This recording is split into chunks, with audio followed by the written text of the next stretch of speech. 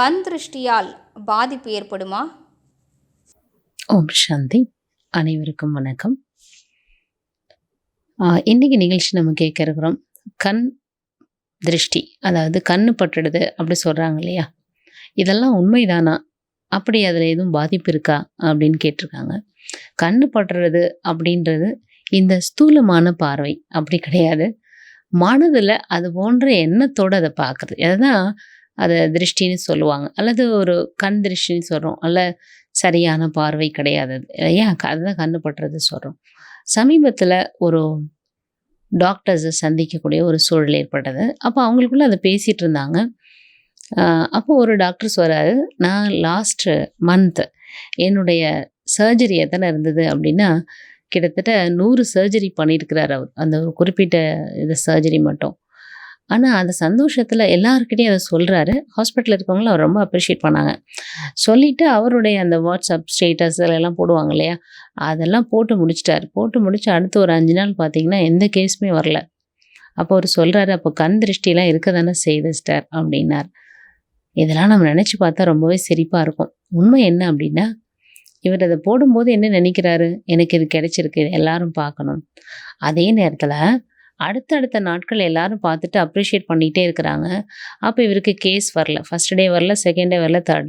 அப்போ நான் இது போட்டதுனால, எல்லாரும் பார்த்ததுனால நம்மை பற்றி ஒரு தவறான எண்ணம், அல்ல அவங்களுடைய கண் பட்டுட்டு, இல்லை அவங்களோட திருஷ்டி பட்டுட்டு, அதனால் எனக்கு நடக்குது இந்த எண்ணம் எப்போ அவருக்குள்ளே உருவானது, அதுலேருந்து அவருக்கு என்ன ஆகிடும், ஆட்டோமேட்டிக் அது வேலை செய்யும். யாரெல்லாம் அவங்க மேலே பொறாமப்படுறாங்களோ, யாரெல்லாம் தவறான எண்ணம் வைக்கிறாங்களோ, அது வேலை செய்ய ஆரம்பிக்கும். எப்போ நாம் பிறருடைய உணர்வுகளை, பிறருடைய விஷயங்களை, பிறருடைய மனதில் என்னெல்லாம் ஓடுதுன்றதை நம்ம அப்சர்வ் பண்ண ஆரம்பிக்கிறோம், அப்போ கண்டிப்பாக அது நமக்கு நடக்க ஆரம்பிக்கும். ஆக நான் லாஸ்ட் மந்த் இதை அச்சீவ் பண்ணியிருக்கேன். இந்த மாதம் இதை விட இன்னும் நல்லா பண்ணணும். இதில் ஒன்று மட்டும் கவனம் கொடுத்துட்டு அடுத்தடுத்து செஞ்சுட்டே போனோம் அப்படின்னா என்ன ஆகும்? போன மாதம் நீங்கள் 100 பண்ணிங்கன்னா இந்த மாதம் 102வது செஞ்சிடுவீங்க. அதுக்கு பதிலாக எனக்கு இதெல்லாம் வராது காரணம், இவங்க எல்லாரும் இதை பற்றி தெரிஞ்சிட்டாங்க, எல்லாரும் என்னை பற்றி இப்படி நினைக்கிறாங்க, இந்த மாதிரியான எண்ணம், பொறாமை எண்ணம் இவங்களுக்குள்ளே இருக்குது, இவங்களோட கண் திருஷ்டி பட்டுட்டுன்னு நினச்சது தான் வேலை செய்தே தவிர அவங்களுடைய கண் திருஷ்டி நம்மளை ஒன்றும் செய்யாது.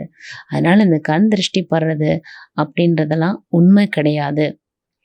நீங்கள் அந்த எண்ணங்களை உங்களுக்குள்ளே கொண்டு வரதுனால அதனோட பாதிப்பு ஏற்படுதே தவிர, உங்களுடைய கவனம் அதில் போகிறதுக்கு பதிலாக நீங்கள் செய்ய வேண்டிய பணிகளில் நீங்கள் கவனம் கொடுங்க.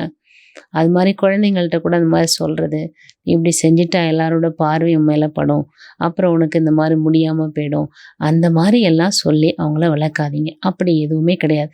நீங்கள் கொடுக்குற எண்ணம் தான் அவங்கள பாதிக்கும். அதுக்கு பதிலாக உன்னுடைய பொட்டான்ஷியல் இவ்வளோ இருக்குது, உனக்கு இதெல்லாம் பண்ண முடியும், உனக்கு இதெல்லாம் சக்தி இருக்குது, இதெல்லாம் பற்றி நீ யோசிக்காதப்பா, உன்னோட கவனத்தை இதில் செலுத்து. அப்போ எதில் நம்மளோட கவனம் போதோ அதை நம்ம செய்தோம் அப்படின்னாலே நம்மளால் சக்ஸஸ்ஃபுல்லாக எல்லாமே செய்து முடிக்க முடியும். பிறருடைய எண்ணம், பிறருடைய பார்வை நம்மளை எந்த விதத்திலும் தாக்காது. இதுக்கு தியானம் மிகச்சிறந்த வழி. ஸோ நம்மளை சுற்றி ஒரு நல்ல பாசிட்டிவ் வைப்ரேஷனை எப்பொழுதும் வச்சுருக்கிறோம். எப்படி பாருங்கள், ஒளி நிறைஞ்சிருக்குது அப்படின்னா அந்த இடத்துல இருள் நுழைய முடியாது. அந்த மாதிரி தவறான ஒரு பார்வை நம்ம மேலே படாமல் இருக்கணும் அப்படின்னா நம்மளை சுற்றி ஒரு பியூர் எனர்ஜியை, ஒரு பியூர் வட்டத்தை, நல்ல ஒரு வைப்ரேஷனை, நல்ல சிந்தனைகளை நமக்காகவும் நம்ம பிறருக்காகவும் வச்சுருந்தோம் அப்படின்னாலே யாருடைய தவறான பார்வையும் நம்மளை பாதிக்காது.